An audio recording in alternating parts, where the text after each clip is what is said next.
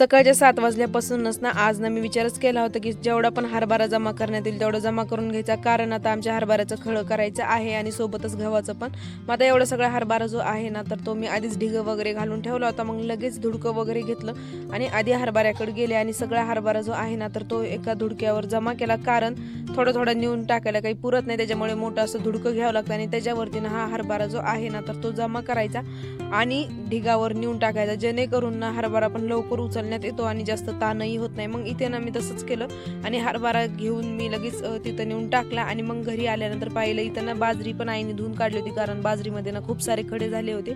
सोबतच तांदूळही धुतले होते, कारण तांदूळाच्या पण पापड्या करायच्या होत्या आणि इथं ना थोडाफार निवारा केला आणि खरं सांगते इतकं छान वाटत आहे ना. आणि इकडे बाहेर पहा, आता राहिलेला हरभरा तर मी भरपूर जमा केला, तर राहिला आता हा थोडा, मग आता तो सुद्धा जमा करायचा आहे. आणि आमच्या कुकीचे ना दिवसेंदिवस एवढे नखरे होत चाललेत ना, दिवसभर तो लपूनच राहतो आणि मग काही वेळ तासाने बाहेर निघतो. मग आता आमचा काही घरचा भाजीपाला. चला मग आता व्हिडिओ कसा वाटला एकदा कमेंट करून नक्की कळवा. नवीन असाल तर आधी माझ्या चॅनलला सबस्क्राईब करून घ्या. भेटूया नवीन नेक्स्ट ब्लॉगमध्ये.